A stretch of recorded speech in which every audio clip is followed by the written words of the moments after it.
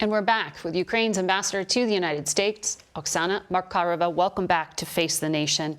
Ambassador, we just heard from Jake Sullivan all the equipment that the U.S. is considering giving and training, he said, to Ukrainian forces. What specifically do you need now? Well, we work now on a daily basis with our colleagues here. And I have to say that there is progress, and I will not, of course, disclose the specifics of what we are working on. I'd rather surprise, Russians on the battlefield with it.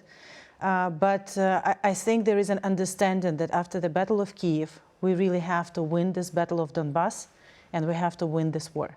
And we need all the equipment, all the firepower, all the anti-air in order to be able to do so. There has already been 8 years of fighting in the East before this full-scale invasion. So when you are looking at the full force of the Russian military bearing down on this region, exactly what are you preparing for? What are you telling Ukrainians to prepare for? Well, we've seen this, as you rightfully pointed. I mean, we have been saying for 8 years, and we've seen these atrocities, and we've seen these horrible attacks in the east, in Donetsk and Lugansk, when Russia occupied it illegally and attacked in 2014 and 2015. Right now, we see that all these airstrikes that we see throughout Ukraine, we see in Mariupol, we see in Kharkiv, in Chernihiv, essentially destroying the cities from the air, but also the atrocities on the ground, which now every world sees after we were able to liberate north of Kiev. So what we are preparing is for the massive attack in the east. Yes, the enemy, Russians, they are demotivated, they are war criminals, but there are so many of them, and they still have so much equipment.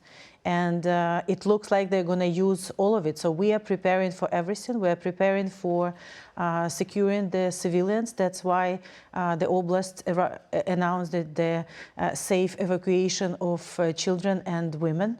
And we saw what happened in Kramatorsk when Russia attacked that very evacuation effort in order to get as many civilians out from where we expect the intensified attack to be. And of course, our armed forces. I mean, the president, the commander-in-chief, and all the armed forces, they are preparing for whatever Russia is going to do in order to be able to defend us.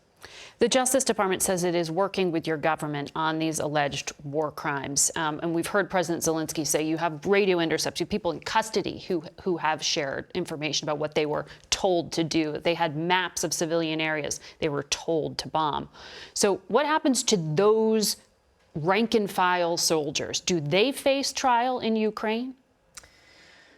Well, look, I know that lawyers have to say alleged. I can say war crimes because we see them. We see them in real time, and we have all these witnesses on the ground. We filed all the criminal charges in the international court. We have the criminal cases opened in Ukraine, more than 4,000 of individual criminal cases already by the prosecutor general. We have 10 more countries that opened their own individual criminal prosecutions, and we're providing all the evidence to them. So yes, all of them will be prosecuted, both military commanders, personnel, people who did it on the ground, but people who ordered it, and ultimately Putin. It's complicated, but the United States is not party to International Criminal Court fully. So exactly how does this play out? Where do you want these individuals to face trial? Everywhere. There should be no place on earth where they can hide. So yes, we would like them to be tried in Ukraine, and we really hope that after we win and after Ukraine is liberated, that we will have a tribunal. I think, Ukraine and our people are entitled to a full-scale tribunal, but anywhere where they can be prosecuted is fine. The justice has to be there.